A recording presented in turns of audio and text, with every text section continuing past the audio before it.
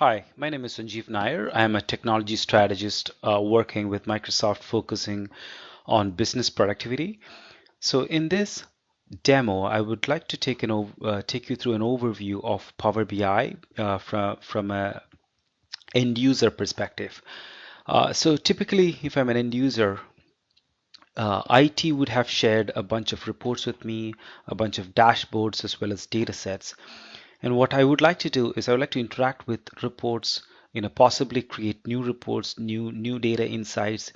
I would want to maybe ask questions. I may not have the right report which has been shared with me, so I may want to ask natural language questions to those data sets and then get more insights into the data. So as I said in my previous session, Power BI is all about end user BI. As an end user, I would be able to, without understanding the technical details around data structures and SQL and stuff like that, I have the ability to drill down into the data, ask and get more insights into the data automatically. So right now I'm in the uh, web version of Power BI. So if you go to powerbi.com, you will be you have the ability to have a free license of Power BI. You can sign up and get a free license of Power BI, or if your company uses Office 365, you would see a little icon here called Power BI in your Office 365 app panel, and you could just go to Power BI right from there. So over here, if you see my desk, when you come into Power BI, you see a few things. You see on the left side, you see workspaces, you see dashboards. You can expand on all the different dashboards you have, reports, as well as data sets. Now the workspace is where there's two types of workspace. You could have a personal workspace and a group workspace. So this is my personal workspace. You could have also have a group workspace where people are working together in a group. So that will come in here under the group workspace. So that's basically the group workspace is built on this notion of Office 365 groups. So across Office 365, there's this notion of a group where group can have conversations, group can have a plan together, and a group can have obviously dashboards which are shared together. So the concept is the group is a bunch of users, and in Office 365 it surfaces different ways in different workloads. So if I look down, let's take a look at the first thing here called the dashboard. So the bunch of dashboards here, if you see on the left side, there's a little icon which says shared with me. Those are dashboards which has been shared with me, and the others are dashboards which I own or which I created. So let's take a look at a dashboard which I created, or maybe it's a sample which I imported, but end of the day I own it. So and when you go to the dashboard, you see a bunch of tiles here, and each of these tiles you can actually expand it out, or maybe you can exit the focus mode.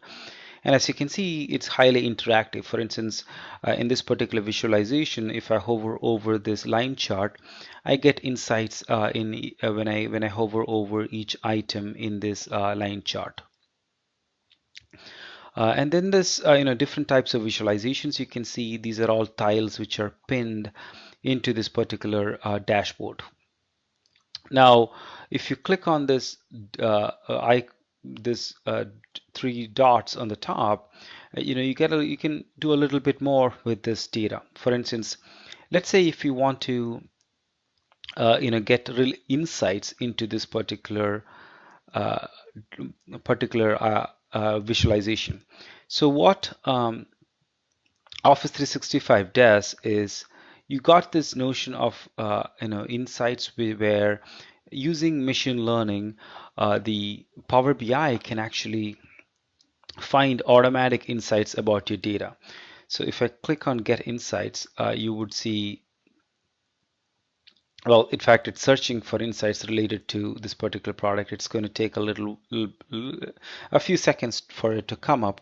But the concept here is, it's basically, finding using machine learning patterns. It's basically providing insights to you.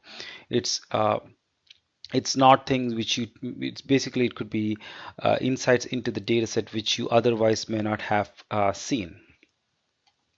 Looks like it's taking a little bit of second for it to come up, but let's maybe I'll just come back here later. But I think you guys get the idea. I can also do a bunch of other things. For instance, I can pin this visual. I can export this data out, and I can get more details around the styles. So again, if I there's another dashboard here. This is the procurement analysis dashboard. It looks slightly differently. Again, there's a few other things you can do. And one other thing I can do in this particular dashboard is this notion of alerts. So for this tile, I have the ability to create an alert rule. For instance, if in this particular tile, it's enabled for alerts. So let's say, for instance, the discount reaches a particular threshold, or basically it could be, in your case, it could be something related to sales, where if the sales amount for a particular quarter or particular territory met a specific threshold, you can get alerted. It could be an email or something like that, which you get an alert for. Um, and obviously there's other things, other information I can do. I can export the data. I can get I can change more details around the tiles and things like that. And as you can see, each of these tiles are different in a visualization. I can like, for instance, if I get into the this particular visualization, it looks slightly differently. When I clicked on it, it essentially drilled me down into a report. And this report is highly interactive. For instance, let's say for this whole IT spend overview, I'm only interested in hardware. I just click on hardware, and as you can see, all this information across this particular report filtered based on the filter I provided. Okay, now if I go back to the dashboard again, uh, this as you can see, and I have this different types of dashboards, different types of tiles pinned into this dashboard.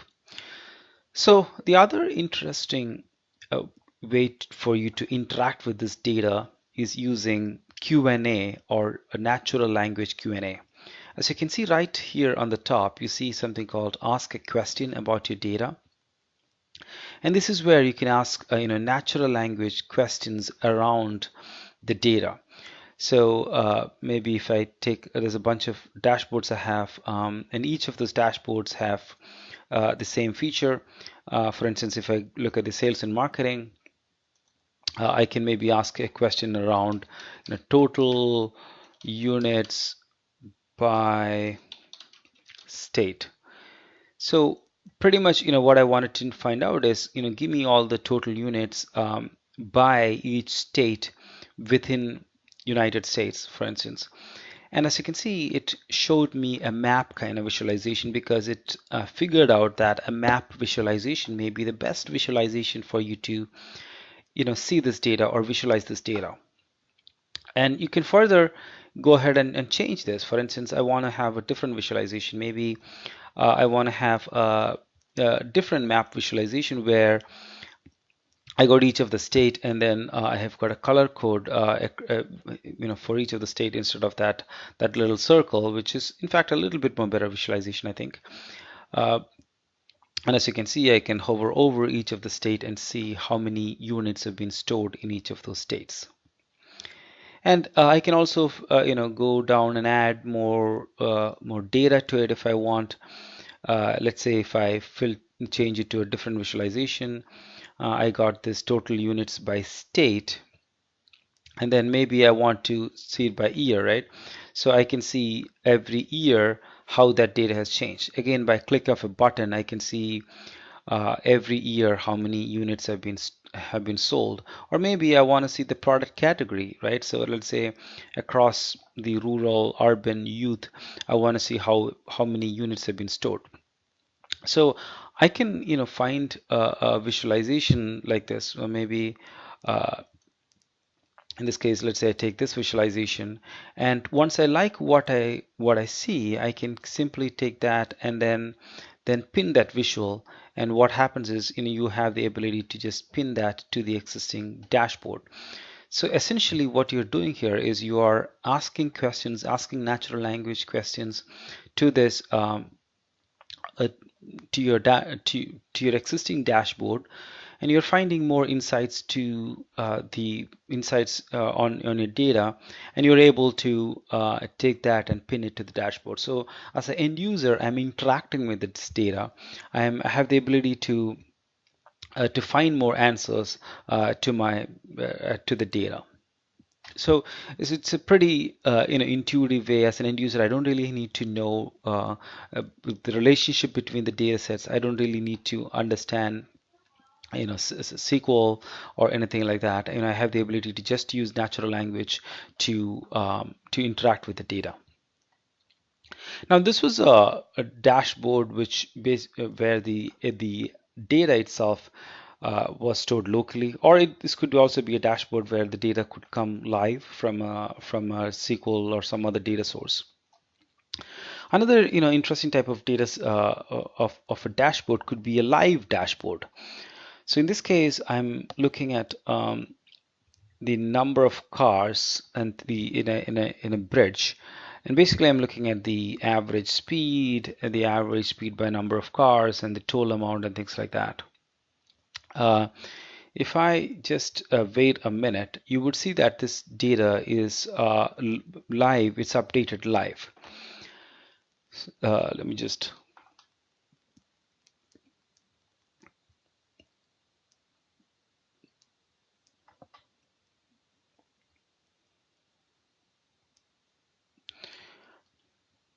So as you can see, this average speed has just changed.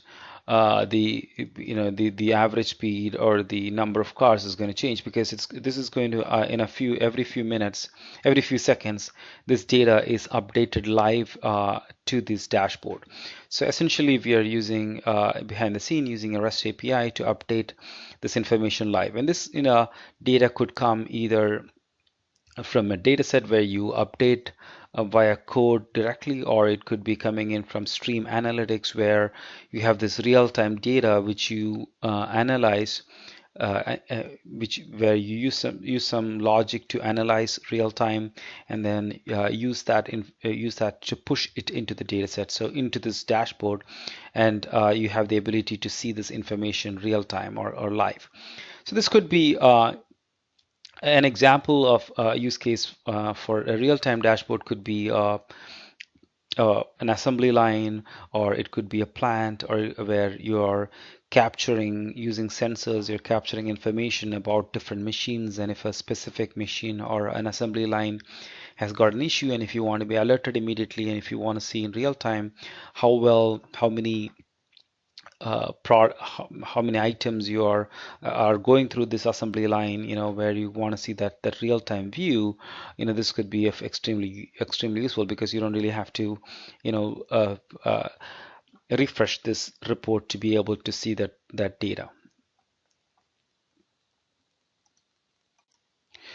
Now I have the ability to also interact with the same with these dashboards using my mobile phone as well, or it could be mobile device. So this is the Power BI app in a Windows phone. Obviously, this is available in Android as well as iOS as well.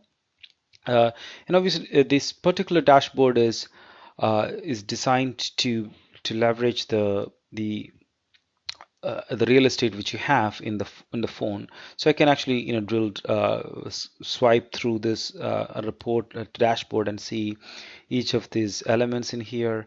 I can click on each of those tile, and then and then pretty much interact with each of the styles. So let's say, for instance, I can use swipe as well, or maybe use my finger to kind of navigate through this particular report.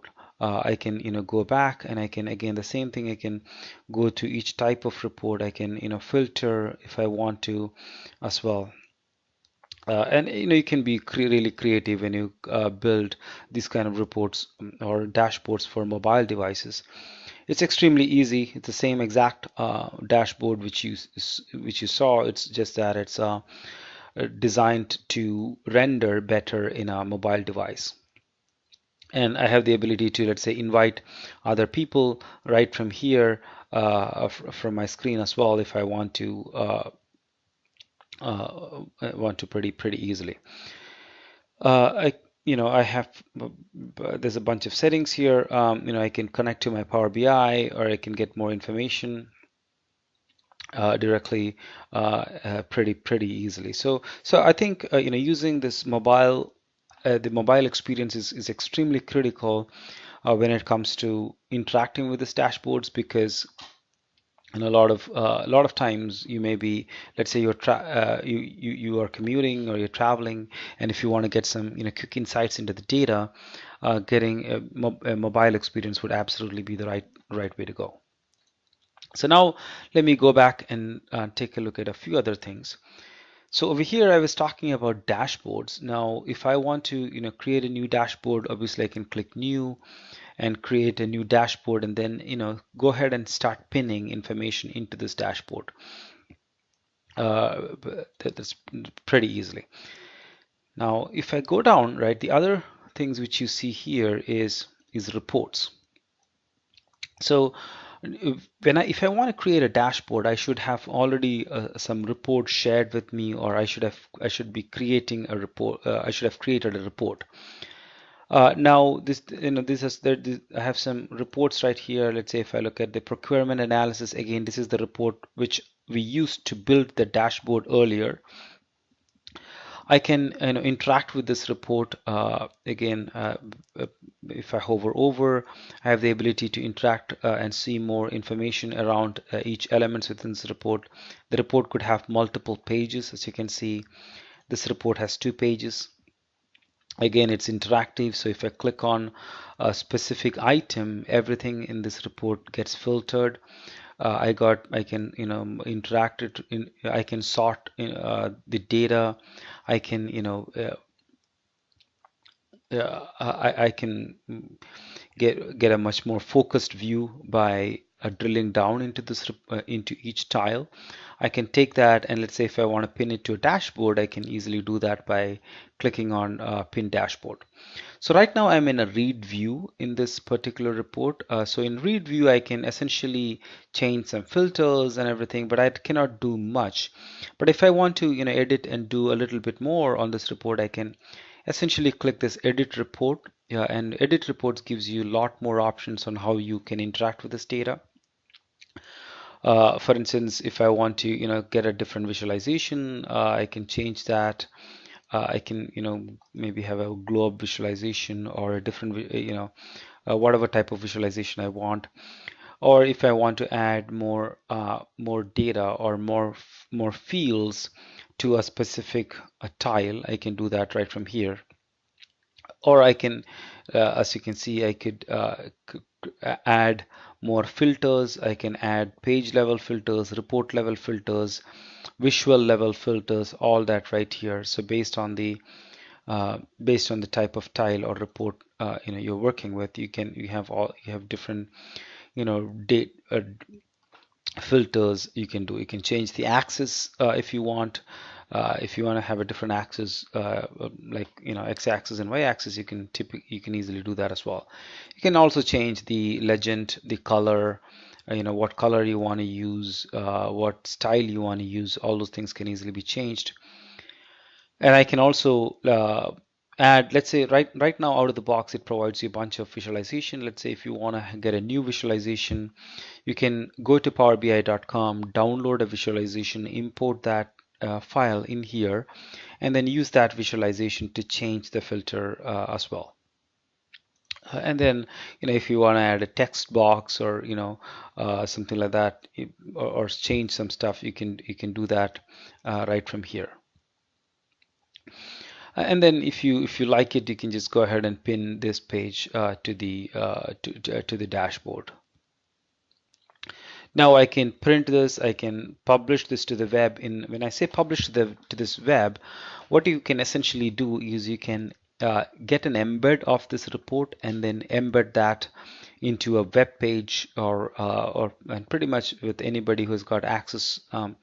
Uh, Anybody who's got public access to the internet will be able to view that, because you're just essentially embedding that report into a page. Or you can save the copy of the report as well, or there's a few other options with respect to how you can fit it into the page and things like that. And I can obviously flip back to the reading mode pretty easily. So that was a way in which you would interact with a report. Obviously, essentially, let's say if you have a data set, you could go ahead and create a report and then create a dashboard by go ahead and pinning each of this tile to a dashboard of which you create. Now the other thing, most important thing is the data set. So the data set is where you're essentially sourcing the data, and this data set could, depending on the type of this data set, you have a lot of options. So let's say, for instance, the data set is coming from coming from a cloud source, or maybe like an on-premise data source. You have the ability to schedule a refresh or get quick insights into this data. When I schedule a refresh, what would happen is, let's say if this data is coming from a SQL Server analysis services on your on-premise, you can schedule a refresh to say, hey, every 5 minutes, keep this data refreshed. Or I can go ahead and refresh it now, so it's going to be the latest real-time data. You can also analyze that in Excel, because this is an Excel data set. And what's interesting is this quick insights feature. We touched on that a little bit when we were looking at insights in dashboards. With quick insights, what's happening is it's automatically looking at this data set and using machine learning. It's basically trying to find out interesting insights about my data. So if I look at the procurement analysis, it found some interesting insights. It said that payment terms is trending upwards, so that's an interesting insight. It said that 2013 and 2012 have noticeably more discount savings and compared to other years, so that may be an interesting insight. And this could maybe teach you more things about your data, right? So things which you've otherwise not noticed, you could learn more about the data, which essentially it's kind of reading your mind and doing things for you, right? It's you're not doing the hard work of drilling down onto the data, but the system is automatically providing insights for your data. Now that's good. So we went through dashboards, reports, and data sets, and how you could create dashboards out of reports, how you can essentially change modify a report, and you also had this data set. But how do you create a report from scratch using this web user interface? So the first thing you would need is to need to get data, and once you get the data, you would have a data set, and then using that you can use this report designer to create a report. In fact, you can do all that from the web. So when I click on get data, there's different ways in which I can get data. So it could be from my organization. So when I click on my organization, what you see is essentially within your organization, your your colleagues or your IT pros have shared some data sources with you, and that is what's going to come here. So there's a bunch of data sets which your company would essentially share with you, or you can go ahead and get data from uh, from the from typical SaaS applications your company has subscribed to. So it could be, Salesforce, or it could be Dynamics, or it could be Mailchimp. So essentially, what happens is when you go ahead and click this, it automatically brings a bunch of content packs. So you don't really have to do anything. All you do, as far as you have a credential to your to, let's say, for instance, Salesforce, it brings back a bunch of what we call as a content pack, which essentially has a list of reports, data sets, everything provided for you.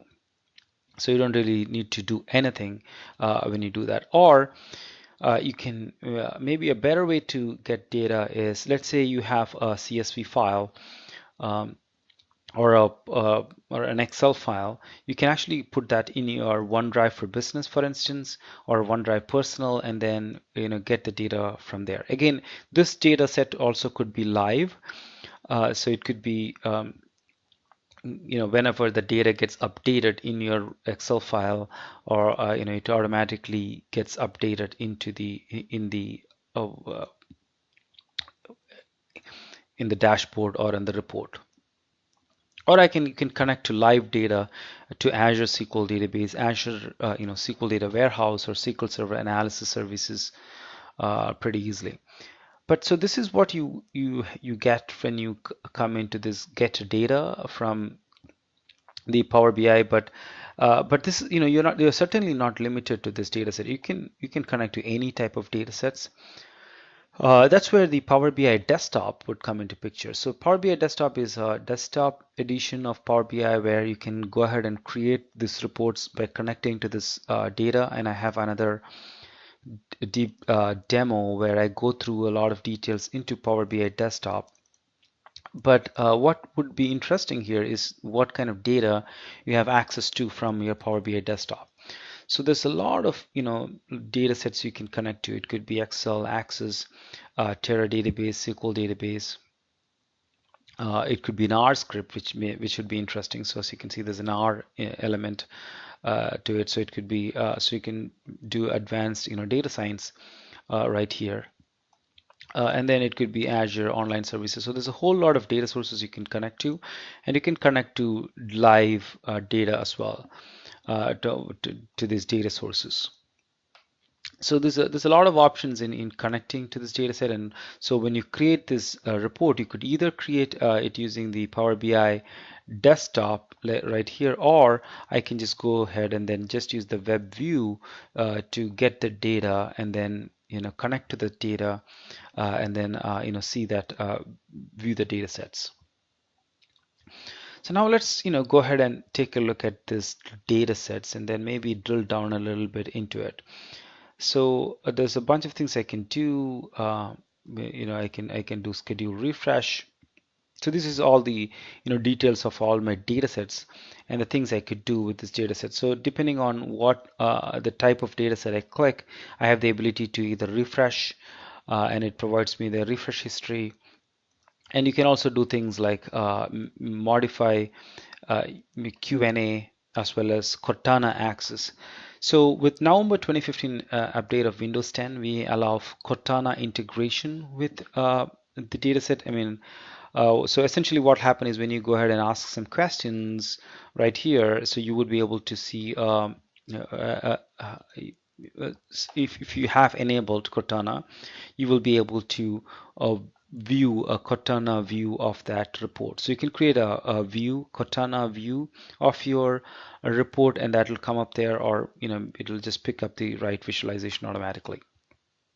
Over here, I can also add featured questions, and if to allow Cortana, all you need to do is go ahead and just click this button to allow Cortana to access this data set. So that's pretty much it. And I think maybe the only other few things I would suggest you guys to do is just go ahead and just, go through each of these elements within your Power BI, looking at things like creating content packs, gateways. And I have in fact, I have another session where I talk in details about gateways, how you could, embed your report in other websites, We also have information on dev tools, like let's say for instance, if you want to create a connector to any other data source, you can certainly do that by writing code. And then there's a bunch of downloads here, like Power BI Desktop, the Data Gateway, and essentially one of the things you'll notice here is that this is constantly being updated, right? So this is a service which is just constantly evolving. So you will see a lot more features, and maybe by the time you see this video, you might see a lot more features in Power BI. So it's a cloud-based service, and that's the essence of of a cloud-based service is the fact that it's constantly evolving. So that is a quick tour of Power BI, the web version, and a high-level view of how an end user would can interact with dashboards, which has been shared with me, or possibly create a new report and dashboard, all from the browser. Or maybe if he's feeling good, he can certainly go to the Power BI desktop as well, and then create a dashboard and then share that into this web view. That's it for now. Thank you so much.